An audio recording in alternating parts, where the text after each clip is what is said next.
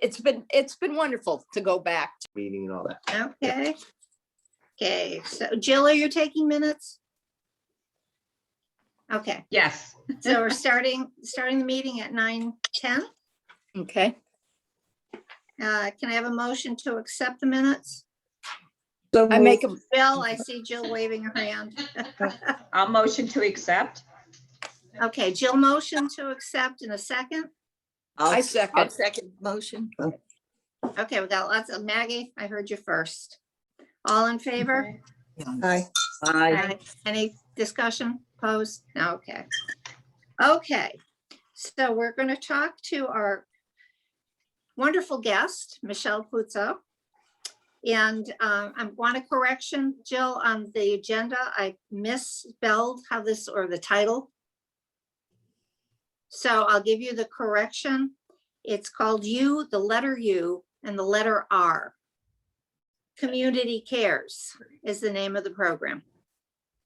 So it's UR, 2 letters, Community Cares. That's the official title. Good morning, Edith. Good morning. Hi, Edith. Okay, so Michelle's going to talk about this program. This is the one that Joanne talked about a little bit, but this is Michelle's baby, as it were. So I'm going to turn it over to you, Michelle. Well, thank you all for having me today. MD Birmingham is our co-founder, and he was able to join us today. So this is good. MD Birmingham. Welcome. Hello, nice to meet everyone. So in February of 2019, we founded Your Community Cares. So at that time, I was seeing a lot of my patients. I'm a physical therapist by day. I do home care. So I was seeing a lot of my patients that needed more services in their home. And I went to MD to try to figure out how we could help the people that are more isolated and lonely at home. And that's where we developed this website, yourcommunitycares.org, in order to provide support through volunteers to get some chores done at home, whether that is yard work, housework, companionship. And we just added in last year transportation, so that people can really help each other in a variety of ways in every town across Connecticut. And so the way it works is that once someone enrolls on the website, they create a profile for themselves. They will be matched to volunteers within 15 miles of their house. So it'll be in town, and then maximum is 15 miles from that person's house. So we really try to create a community volunteer opportunity for anyone over the age of 15 can volunteer. So anyone in high school, 15 to 18, they need parental consent and supervision. We really try to maximize resources, by having volunteers and community members within the same town. It allows volunteering to be rather practical because you're driving within 15 minutes to do the community deed or the request needed by the community member. And everybody in our platform is background checked. So we do try to provide as much safety and security. We're fully insured, obviously, but we do background check all participants. There's no licensed work or tipping involved either. So there's no money exchange. This is all free.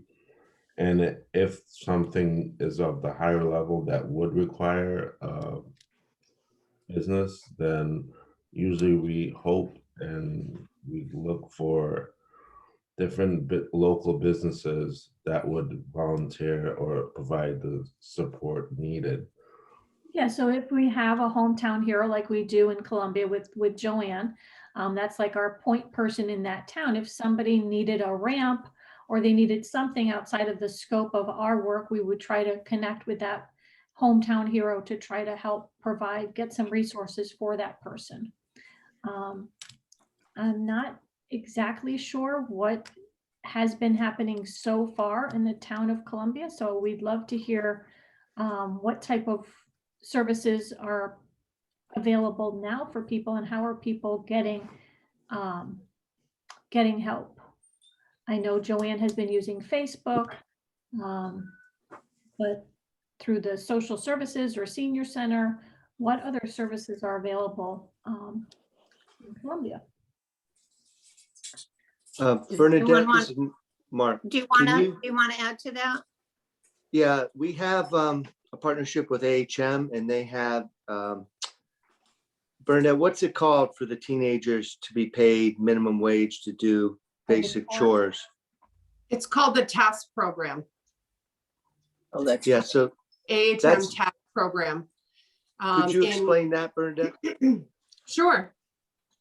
So basically, seniors will call in and asking if anyone, any teens available to, help them with either yard work, laundry, computer work, just anything that doesn't really deal with any type of heavy lifting or using of lawn mowers or things of that sort, but just basic needs to help them with.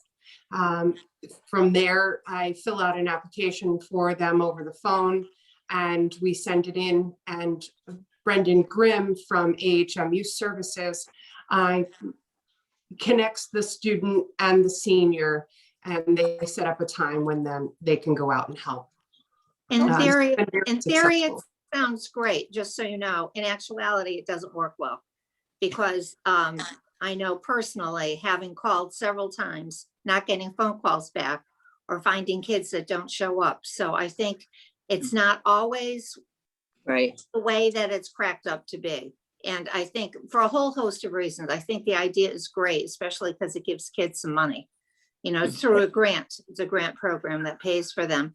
But the communication isn't always as stellar. And I think that the program that Joanne presented to us, I kind of think that there's going to be a more direct route, if you will, so that it's more likely to be more helpful for that reason. Right. There's Kathy, also, Kathy, I was unaware that there was any type of communication issues. I wish you would have let me know and I could have handled that. My feeling was I was given the number, I was called, I spoke to the director several times. So that was really, I didn't think it was one more thing that you had to do. I was certainly able to pick up a phone and call. right. So, And- I just think there are some glitches in that program. And I think overall, for many people, it's probably a wonderful thing, but I think that this program, this is personal. I think that this program has much more appeal, certainly because you can match up people that are more adult, if you will, in the community that Sure. can connect with the people that need the help. Very good. So one of two things actually. First, before I get into that, number one is I believe Bernadette, your camera is sideways. Just so Yes. that you know, so you don't go through the whole end. There. How's that? Do I look- That's better. Thank you for Correct. telling us. Thank you. You're welcome. All right, and so one of the key things with our platform is that the community member puts in a request for whatever housework, and there's subcategories. So that might be dusting or vacuuming, and the volunteer will select it based on on how well it fits their schedule. So if it's something they can do at that time, they'll take it. If not, then somebody else will take it. So and Right. there's a lot of accountability in that. There's a reporting system for after you finish the task, you close out, and you say it went well. Such and such happened. So that way, there's some correspondence between both parties and, well, actually all three parties, including us. Right, Right. so everything is driven by the website. So if a community member puts in a request for Saturday to have yard work done, they could put any time in email request. So then the volunteer, based on their schedule, can work around their schedule so that we are trying to make it convenient for both parties. Right. Schedule these That's things. excellent. And as we know, it's 100% volunteer based, as we are. We've put in 2 years of our time. Everything is still volunteer. We're hoping to get to staff one day, but we're still volunteers. And so, sometimes volunteers aren't available. But the goal is for that community member to reach out to Joanne if there is a problem and deeds aren't getting fulfilled, then she could help to connect people that maybe the emails are going to their spam and didn't even realize they were getting it. There could be just, those type of issues. But really having Joanne as the point person will help to streamline any type of,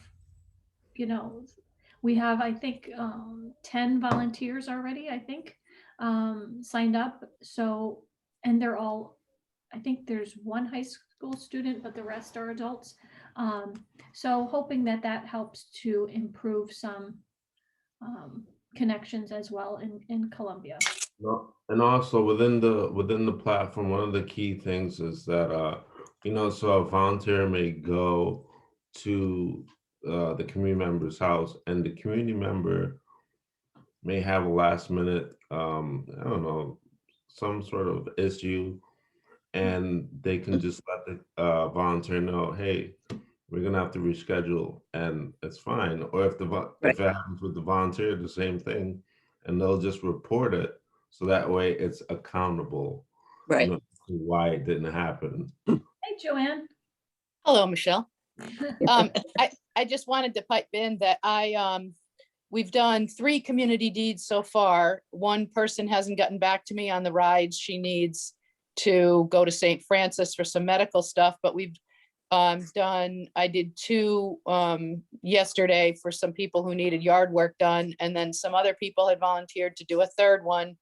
And one thing I did not know, and now I do, is that when a volunteer signs on to become a part of the program or a community member, and I've been signing the community members up basically because some of them don't even have email. And so you have to take their information and put that into the system. But it also costs the program $36 for a background check.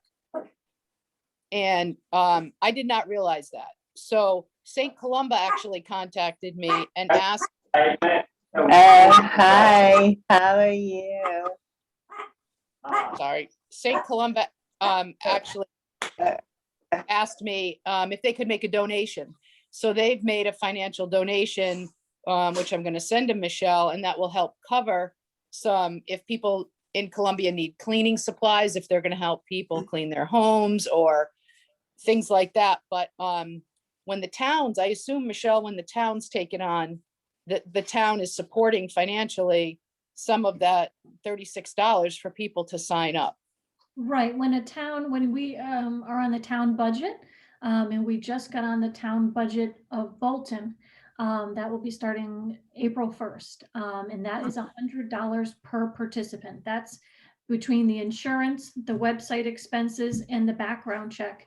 Because if we have a transportation volunteer, that's another $24. So that's $60 just for the background checks alone. So we rounded up with the insurance cost and the website cost of $100 per participant when we're dealing with towns and grants and any type of funding through the, municipalities and grants. I'm trying to remember, excuse me, this is Maggie, and I used to work with the long-term care ombudsman program. So we were advocates for nursing home residents and residential care. And we had a volunteer program. And somehow my assistant was able to find, I can't remember if it was through the state police. There was a way that minimal, if any, cost to do background checks for volunteers. She's not available anymore. So I would have to see if I can find out some more information and whether that still exists.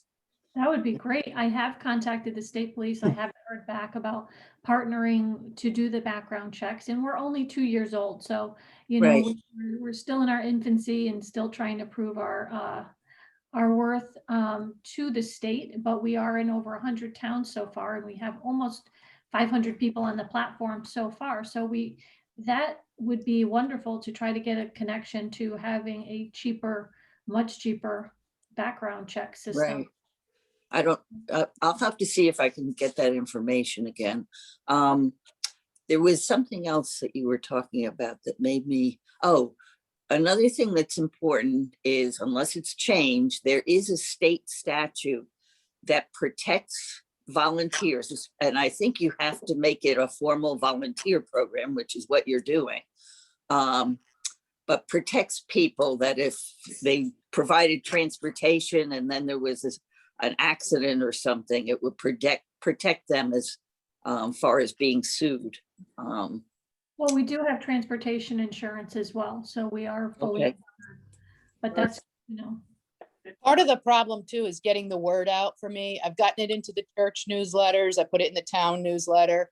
And I you're, hope to get it in Columbia Views. But getting people to know about the program is not only me, but when we had a meeting with other town coordinators, that's an issue. And I'm not sure how else. I'm speaking to the Lions Club this week, but yes.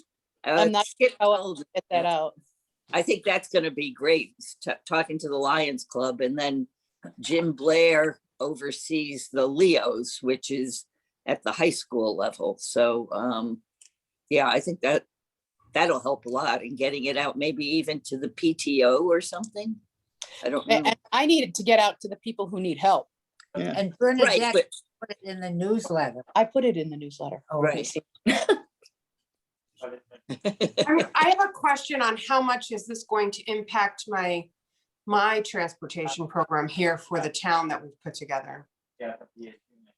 It shouldn't at all. It's the one person who called me for transportation. We talked about the van, but she needs to be at St. Francis at 7 a.m. for a procedure. So Right. that's the only person who's contacted me for transportation. And I think that's the difficulty people have, is when they need to be there somewhere outside the hours of. So it's really filling in the gaps is what it Right. sounds like it's Right. doing. Sounds excellent. so another example of, we're not on the town budget in Clinton, but the Clinton Police Department and the Social Services Department is pairing up with Families Helping Families, which is a nonprofit organization that helps fund certain programs in the town of Clinton. And so they've also partnered with People's Bank. And so they're not using municipal dollars, but they are getting funding from Families Helping Families and People's Bank, private donations to cover the cost of the background checks. So that is also starting in April, of them putting a town-wide, using our platform, yourcommunitycares.org, to connect their residents. So their police department is training those volunteers, and then their social services are then inputting, like Joanne is doing. They're going to be inputting those people that are in need of help. And that's why I was asking in the beginning, is there a social services or senior center in Columbia that could refer? Is that something you guys have? When we have the senior center. Yeah. Is it possible to put, a blurb in there in a newsletter? Do you guys? Well, certainly. I've put a flyer in already that Joanne had sent to me. But Oh, moving forward, most certainly be able to advertise through senior center newsletter. okay. Bernadette, do you get any calls from seniors asking for referrals to have chores done? Yes, and I generally refer them to the I task can program, tell. I'm sorry, to who? to the AHM task program. And then I also, so sometimes they'll ask for cleaning services or someone just to care for them for a few hours during the day. So those are different routes that we would take to another program. Thank you. You know, Does anyone know who Manu No, Chapo is? no. I just put them out in the waiting room because they keep overriding us with their mic on. Mm. So I don't know what the deal is there. so we're using, a lot of times people, you know, they think of technology as being antisocial. We're using it for the exact opposite. We're using it to bring together individuals and communities, you know, businesses. We're really trying to have everyone help each other and really connect as best as possible. Right. You know, because sometimes it's something so simple like taking out your garbage, you know, but having someone to help you do that on a schedule, you know, on a schedule, that's also preventing slip and falls, Right. which adds on a whole other layer of of Care. Right. stress on the town level too. Right, so our demographic is anyone over the age of 18 with a physical disability, and that can be a permanent or temporary. So if someone came home from the hospital and had a broken ankle or had surgery, a total knee replacement, that would be a temporary disability. And so they would qualify, or if a woman had a C-section, she was a single mom, or, you know, she needed some help. Anybody that's over the age of 18 with a physical disability. I had someone the other day that signed up and said he had OCD and depression and, you know, a lot of mental disabilities. Right. But Okay. at the end of the day, I called him and said, but how does that limit you physically? And he said, well, it doesn't. So I said, unfortunately, you don't qualify for our program. We want it to be very clear that those are our qualifiers, 18 and older with a physical disability or 70 and older. And almost anybody with arthritis that's got some type of, you know, really bad arthritis that might be in their 60s, of course they qualify. We have never turned anyone away for something like that. Yes, Millie. I was just going to say Crossroads in Columbia deals with lots and lots of kids and adults that do have physical disabilities. Right. Should we get that flyer directly to them? It's a good idea. Yeah. To get it in the hands of actual people who are disabled. Absolutely. Do that. I can go down there, drop it off. And I think another Email. source or resource might be to touch base. Maybe you've done this, Joanne. Touch base with local churches and synagogues and whatever, because a lot of times they're more aware of their churchgoers' situations. Yeah, I did do that. And actually, it's funny because two of the people who asked for assistance are members of the Gilead Church in Hebron. And I had not sent it out of town, but that's where they go. So I think they saw Right. it in another newsletter, but I did send it to all the churches in town. Millie helped me with that here. Oh, that's good. Yeah. And Maggie, excuse What? me, I'm sorry. Maggie, do you think CCCI is a possibility for letting them know about it too, because they come in contact with so many people? Yeah. CCCI and actually CHR would, Yeah, and CHR is thinking refer- too. yeah, that would be good to refer people who may have mental disabilities or illness, whatever. Yeah. But it's Okay, not, Cynthia. but Maggie, it's not mental. It's supposed to be physical. No, but I'm disability. saying that if that's where this organization may not accept the person, if we realize that that person has needs, we could refer them to the appropriate agencies.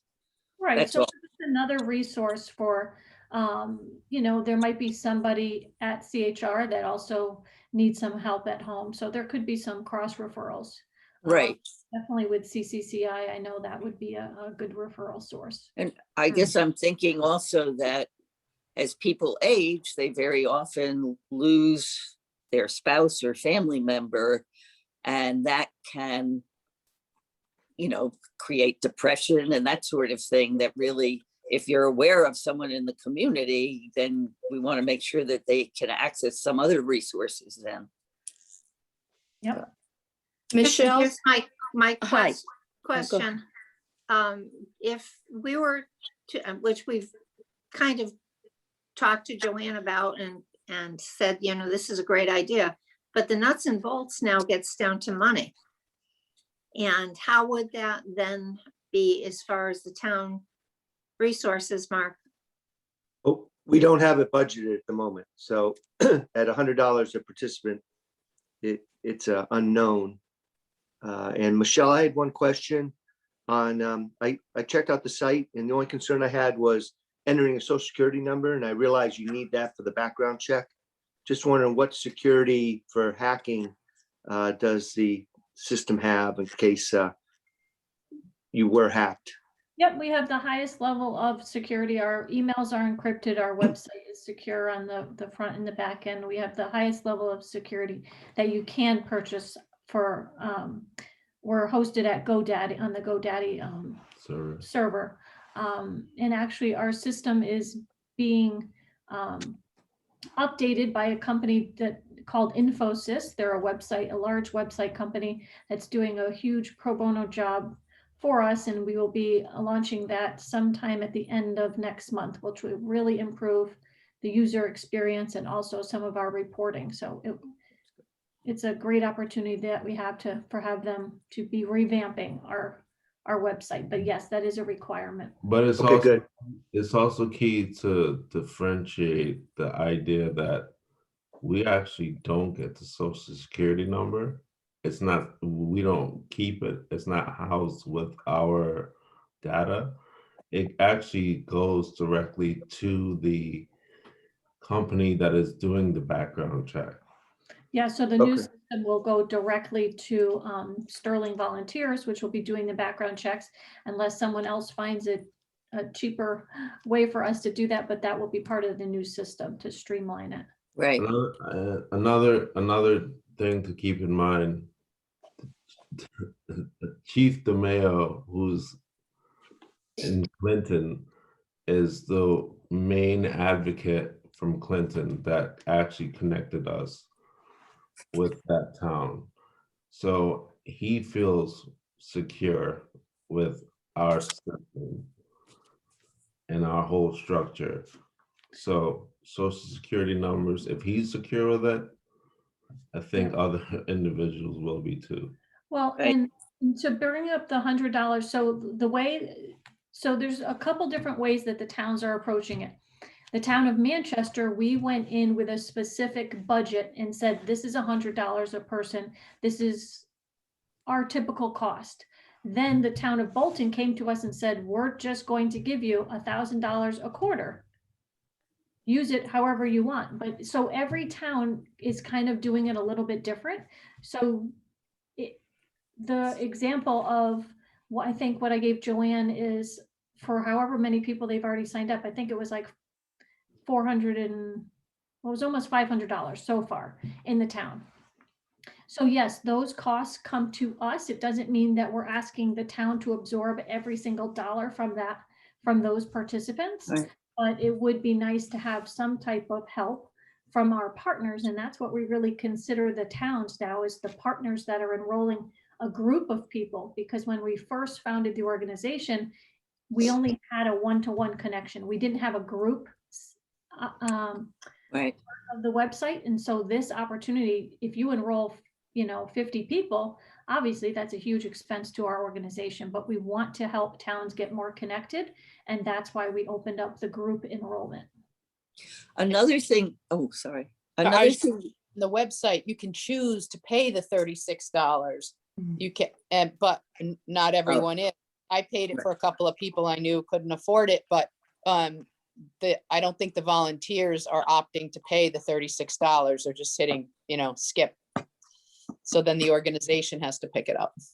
Another resource might be some of the foundations, like we'd have to look into them, but I think there's a foundation for Eastern Connecticut. And again, whether we qualify for something like that, or the Foster, David Foster's foundation. I think it was founded on behalf of his mother. And there might be the Area Agency on Aging, Senior Resources might be an option. But we'd have to look into that again. I haven't done grant writing or anything in a long time. So I don't. So like usually a town would say, and I'll just use Bolton as an example. They might say, okay, we'll give you guys $4,000 for the year, but we'll break it down as $1,000 a quarter Right. to cover their, their enrollments and whatever. And if a town goes over, we never go back to the town and say, hey, we can't enroll these people because you didn't pay us. It doesn't work like that. It's more of just by the town supporting us, it also allows the residents to know the town co-signs to this. Right. So more people get involved and And the things new work. site will have an opportunity for businesses to put in some sponsorship. So if there was a business in Columbia that wanted to do some advertising on the website, that would be also a That's a sponsorship. good idea. That will Yeah. that will help us build in some light advertising, but obviously it would be appropriate to this demographic of people that we're serving. But like Crossroads, for an example, if they, that just came to mind, but I think someone else had a hand up. I just needed clarification. Is $100 per person just the cost for enrolling as a volunteer, or also as enrolling as a person who needs help? All participants. We've just rounded it off to 100. It's more than that, but we just use a round figure of $100. So it's for both participants? Yep. Okay, thanks. Michelle, Yeah. Michelle, what neighboring towns besides Bolton, are there any other towns that are in the program yet? So officially, it's just at a town level, at a municipality level, it's just Bolton, Manchester, and Clinton so far. But we have volunteers and participants in over 100 towns across the state. And then we have a lot of different partners. They're not municipalities, but we have ECHN and Hartford Healthcare and different health organizations and hospitals and things that are referring. That's great. Great. Yeah. Then we're also part of Connecticut VOAD and 211 system. Now, the one thing for towns to think about as far as budgets, I would think, but maybe I'm wrong. You're only doing a background check once, right? It's so the following year, if volunteers continue to volunteer, it doesn't have to be paid again over and over. Is that It's supposed to be annual? Oh, A lot okay. can happen in a year, as we know. with Yeah, COVID and everything that's else. true. I Um, didn't think of that. Yeah. Yeah, it's necessary to make sure everyone's safe. yeah. Right. No, for sure. I didn't know how much time you guys budgeted for our talk today, so I want to be mindful of everyone's time, but also answer everybody's questions. So. Does anyone else have any questions at this point? No. We did make a new flyer that I'll be giving to Joanne, and then she can be distributing out. So it will list our tasks, the things that people can sign up for, and also knowing that they can use a trusted advisor, someone else like Joanne, to enroll them if they don't have access to the internet, because we know some people that are very internet savvy, and then some people in their, in their 90s aren't. So Joanne will be helping to enroll those people. We're also going to try to, we'll roll it out eventually, but this will be another way to help with financial resources by, believe it or not, just liking the Facebook page or subscribing to the YouTube channel, because over a certain amount of participants allows it to be monetized, and that's another default way of getting the financial contributions necessary. Right. Well, thank you both so much for you. your time and for giving us a lot of information. Yeah. Thank you. Thank Thank you. you. Stay well. Thanks. Thank you. Thank We you. hope to see everybody again soon. Thank you. You. Okay, bye-bye. Bye-bye. Bernadette, how about an update by you? Sure. So I'd really like to open up the senior center. However, it looks like Columbia just went back into the red zone. We were in the yellow zone for a little while there.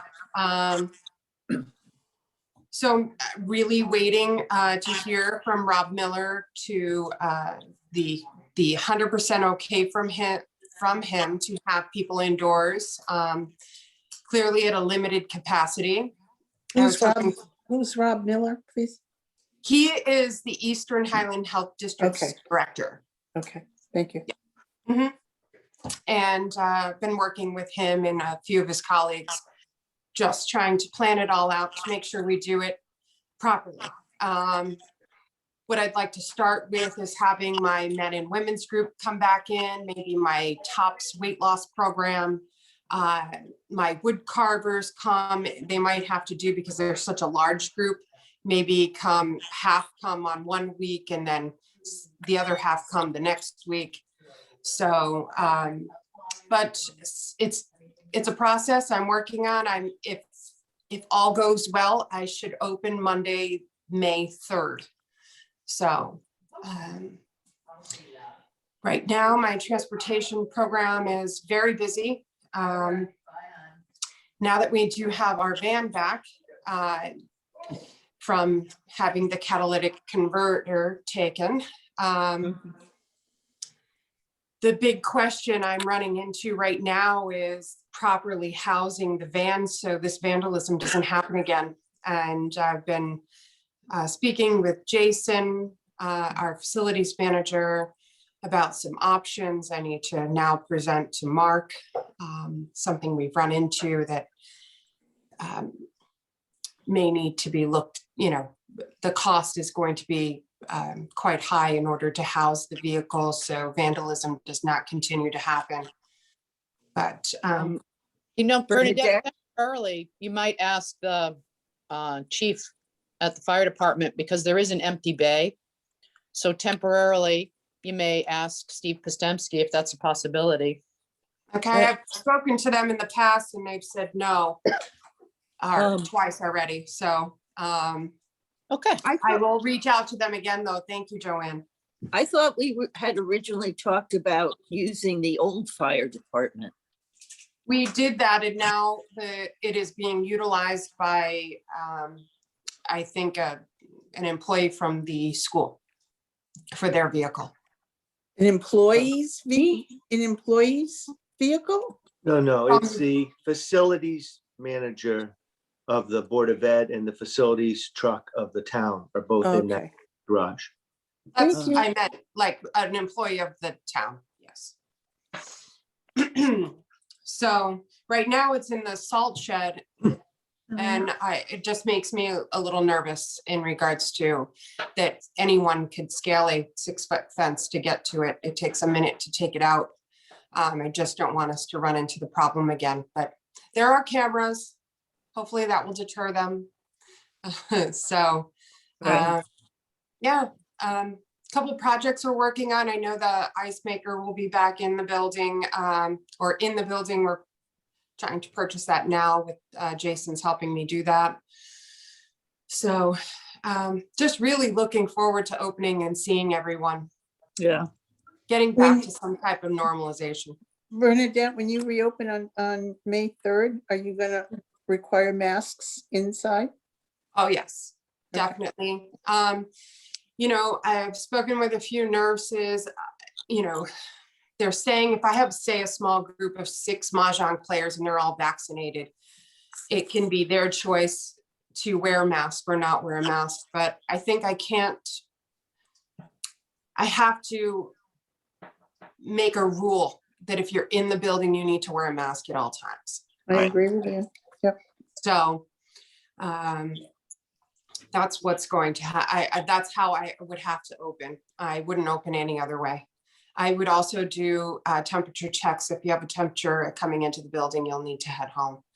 But that's what we'll do. And as for having the lunch program, I know everyone is really looking forward to coming in and having lunch and socializing.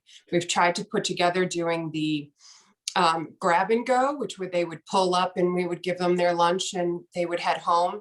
And I had 0 people to say yes. Not one single person. They said the only reason why they come in for lunch is so they're able to socialize. They can easily just make themselves a sandwich at home. So I totally understand that. Question.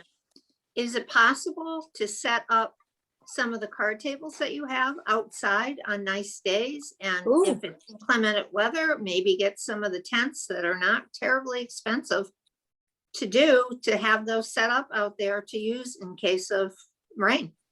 That's an idea. Yeah, most certainly. That is an idea. However, we also have Rec Park.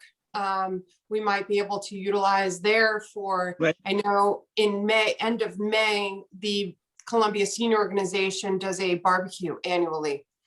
And if we are unable to host that indoors, then that is definitely an option to do it there where the Columbia Lions have their barbecue as well. Right. I'm just thinking you're providing lunch, the convenience of having it right at the senior center. Right. And the tables, and they were right there, it would be logistically easier. Yeah, you do take away from the parking. The parking is still very limited. So it is an option though, something to think about. There's no way to set up on the lawn facing the building to the right. There's no flat land. No, there's not. It's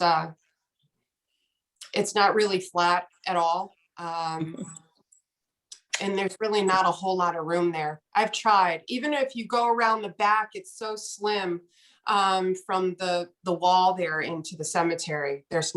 You would be able to put a 6-foot table. You wouldn't be able to walk either way around it. And I'd be concerned about people falling. If it's uneven. The ground is very uneven. So. How many parking spaces does Columbia Senior Center have? How many parking spaces? Mm-hmm. Oh, I haven't counted them, but when you do have,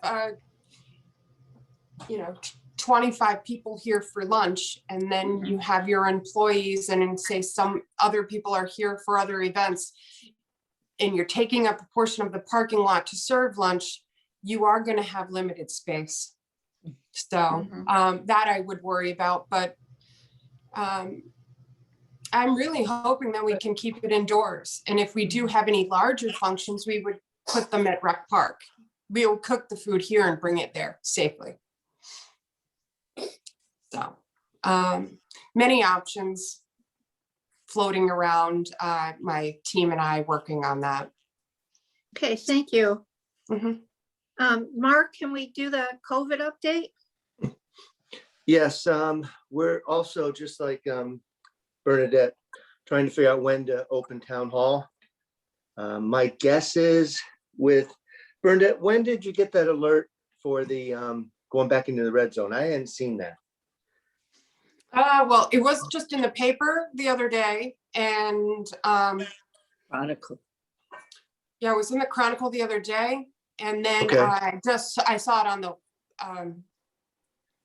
who was I? Was I speaking with Rob Miller? I think he told me we were back in the red zone. We were in the yellow for about a week or two. Right. And So then I thought we were doing better than we are, so things Yeah, the have, last couple of days, we've had quite a few Yeah. cases from what the Chronicle said. Yeah. so I was hoping to open up earlier in April. It might now be later in April. Maybe April 15th, but we'll still require, the only difference will be you can enter the building. You'll still have to sign in at the department you go to. So we have contact tracing. You'll still have to wear a mask. You still have to stand behind plexiglass or behind a closed window. So Right. it's not that big a change. And people have been using online and our mailboxes through this last year. So we haven't skipped a beat at town hall. And Park and Rec, they're starting to open up the basketball season. That's going to start in the gymnasiums, and most of Park and Rec will be outdoors events such as baseball, softball. And I know the pickleball courts and the tennis courts are being used quite a bit. Yeah. Yes. So that's a big plus. And the walking trails are being used a lot. So Right. The other thing I'd like to mention to you too is that I've been up to the playground area, and I've been up there, and my son, my granddaughter, and I have been the only ones with masks on, and everybody else has none. No adults have them on, no kids have them on. And then the next day we went to Mansfield and everybody had them on. Right. I don't know what's in the air in Columbia that people don't think they need to have them, even though they're outside, but they're Maybe with a lot of other kids, and they should have them on. Maybe signs at the playground There and They're is a there. sign. There is There's a sign. There's a sign. There's a sign there. Huh. But I guess people in Columbia don't think that they need to wear them. But anyway, just wanted to let you know, and there's not anything you can do, but it's just Okay. very frustrating after, I mean, I understand everybody's getting tired of COVID and the masks and everything, but you know, you're getting so close to the end. Why would you not, you know, Right. You've Well, done it that- that long. yeah. especially if Okay. there's an uptick the way there is. Yeah. Yeah. Okay, and we're going on to the post office box, as I yesterday drove by, and there was a senior who was struggling mightily to try and get a letter mailed. What did they say to you? So I talked to the postmaster, Tony Espinosa, and she told me what I thought she was going to tell me, that they've had so much burglary of mail from people Wow. pulling up and putting a device that has a sticky end on it, and 100 people have lost mail from that post box. So Do they she have a said camera? she can't see from if you're stay in your car. Oh, So she said, I had to turn it around, and I'm sorry for the inconvenience, but we can't have mail being stolen. How Right. do the other towns manage? Yeah. Lebanon has one with a sleeve, Hebron has one with a sleeve. How do they do that? I don't know. So she flatly told me, no way, I can't put it back. Now, You when know, you say a I- sleeve, you mean an extension that comes out? Correct. I don't know if that would stop the stealing of the mail. How do they Right. do it in What? Hebron and Lebanon? I'm gonna go back to that. They both have, there are 2 mailboxes in Hebron with a sleeve, and there's one in Lebanon. Right. So how I is it okay for those towns and not for us? It makes no sense. Okay. I was at the post office one day, and this is I'd say a year or more ago, but I remember an older woman coming in and reporting. She was very upset. She had sent money, I don't know if it was cash or a check or what, to a grandson, and he never received it. And I think what they told her was they had to report it, and that they would do that, to the Willimantic office, and Yes. that they would do an investigation. But again, Maggie, maybe one our- of the employees at the Columbia Post Office is under investigation for actually stealing the mail. And the only reason I know that is because one of my friends is part of the deposition. It was some post office worker that was actually opening stuff and taking it, gift cards, money, whatever, which Wow. is a whole separate issue. I go Right. back to, why can those other towns have it? Could they, in fact, maybe if it's because there's not enough light, whatever it is, move the post office box itself to where the cars are exiting, like they do in Lebanon and Hebron, closer to where the road is, and there are streetlights, if that's the issue. But they're giving you a bogus. If they can do it in the other towns, there's no reason that they can't do it in Columbia. And I just think that as far as people with disabilities, it is a huge disservice, and I think it needs to be addressed. I think it's discrimination. Accessibility, yeah. Right. I didn't realize how the other towns have it set up. Yeah. Yeah, they're still there because I went Yeah. around and looked. I'll follow up again, Kath. Thank you. It's just watching this poor woman trying to struggle to get that letter mailed yesterday. It just was, come on. Right. So if every town had that situation, I'd say, well, okay. But the other towns seem to be handling it. So there's my little pet peeve for the morning. The generator at Beckish Center, how are we doing with that? It's still in the budget. It's made it through the Board of Selectmen. Now it's with FIPAC. The big unknown with the budget right now, and we're all on hold, is all this COVID money that's coming from the state and the feds. So right now, from the state, we should get 530,000 for the town, 204,000 for the school, and from the federal government, we should get 1.1 million. Now, unfortunately, our legislators have not determined what the rules are for spending any of that money. That won't be done. They've committed to having it done by May 16th, well after our budget is passed. So one concern we have is that if we budget something that could be purchased under the rules that we don't understand, but we've already budgeted it, it could get disqualified. Yeah. So we might rip out quite a bit of our capital that we think could be used with the money, wait and see what the rules are, and then we could always have a town meeting to reinstitute the capital. Because right now, we're at a 3 mil increase on our budget, which is not going to be acceptable. But there's quite a few things that, like we went out to bid and we're changing our healthcare vendor, which will save us quite a bit of money, but that has to go through the unions of the school to be approved and language determined. So we're in that process right now. So I can't count on those savings in the budget process yet. So between capital and extra costs due to rising costs of fuel and healthcare and trash removal, and including the extra 1 day for our social worker, it has quite an increase in the budget. So Okay, I thank you. don't know when we'll get clarification, but FIPAC decided not to meet tonight to see if we can get some more information. I reached out to Kathy Austin, who's the head of appropriations, see if she could give me any information. And eventually I'll probably reach out to Martin Heff from the OPM. And I'm staying close with CCM, our lobbyist group that we belong to for all the towns and cities.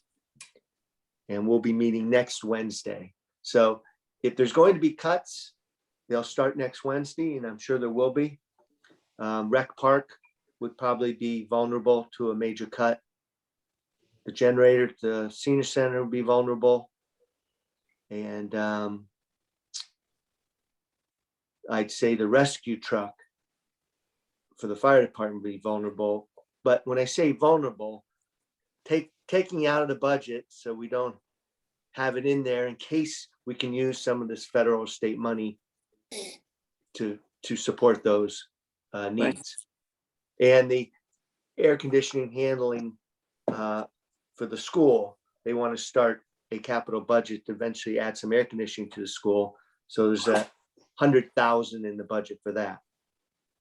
So you could strip out $400,000 from our budget, get to a 0 mill rate increase, pass the budget, and then wait to see where all this federal and state money is going to land.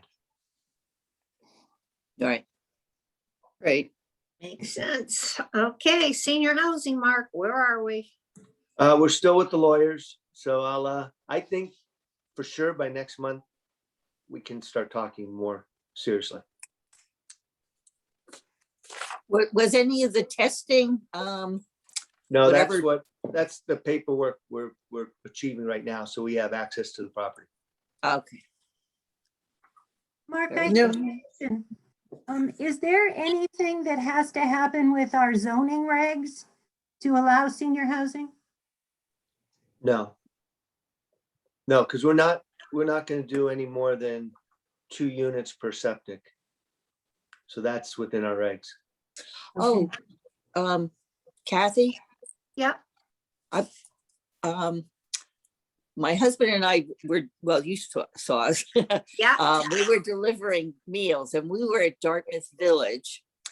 And I took a picture. Of course, now I have to access it. But there's a sign out there now, and it talks about the housing authority and something else. So it looks as though, my impression is because they have the sign out there, right, just as you turn into Dartmouth Village, that it may still be some kind of public housing and not just privately owned. But I don't know how we could look into that further. I think that sign's always been there. No, it's been more recent. I mean, it's been there for a while now, but I can remember when it first was put in because it wasn't always there. There was that other hanging sign that says Dartmouth that they kind of have let go. And even when we delivered it, the other thing, the driveway is getting to be horrible with Potholes. ice heaves. And they're even at the front door of some of the buildings, that the siding is falling off. There's some things that need to be addressed, I think, and that I don't even know what's inside. So It remember is a mess over there. It is most certainly a mess over there. I've had numerous complaints in regards to Dartmouth Village, but it is still considered private. I've called Mike over at the management company there. He's extremely difficult to deal with. He'll tell you exactly what you want to hear, and then nothing ever gets done.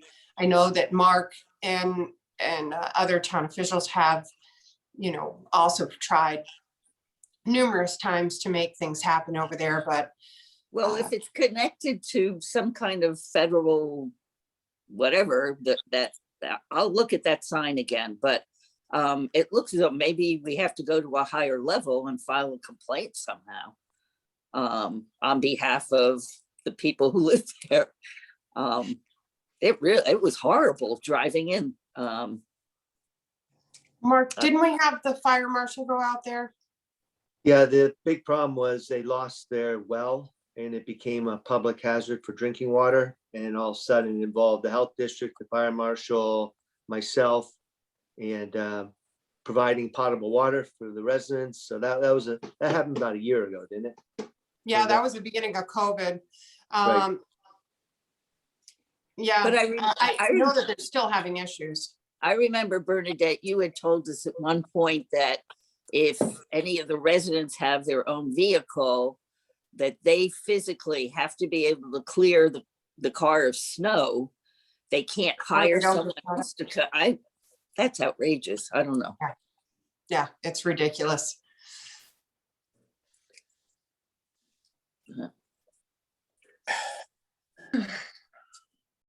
Oh, sorry to hear that. Doesn't sound like there's much we can do about that one. No, I've done everything that I can at my level, so. What about the town attorney? Would they be able to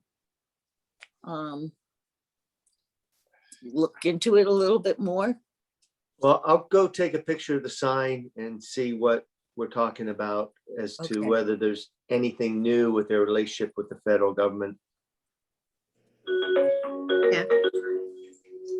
Okay, is there any other old business or any new business? No.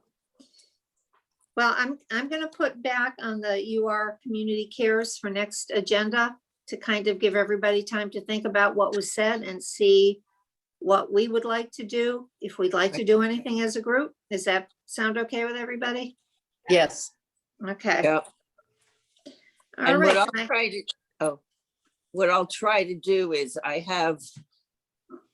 guess it was the meeting that statewide meeting that I normally have the first Friday, because of Good Friday, it was rescheduled to the following Friday, but I can make some of the people that are members of this committee, I would be able to get some more information, like the state ombudsman is now the co-chair of the committee. I might find out about the DCCI as well as the volunteer, whether there is a resource to help pay for background checks.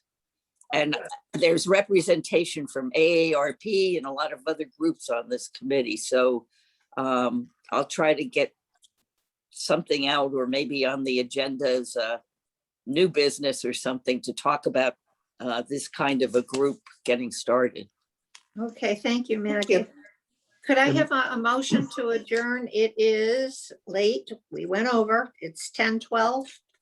I make a- Happy. Motion, Margie? Yes, well, I make a motion that we adjourn. And I Second? second. It was an excellent meeting. A lot of information. All those in favor? Aye. Aye. Okay, thank you, everybody. Bernadette, thank you. I'm glad to see you. Glad you're Yes. healthy. Thank you. Very Stay helpful. well, everybody. Bye, Bye-bye. all. Thanks, Bye-bye. Kathy. Happy holidays. Happy holidays.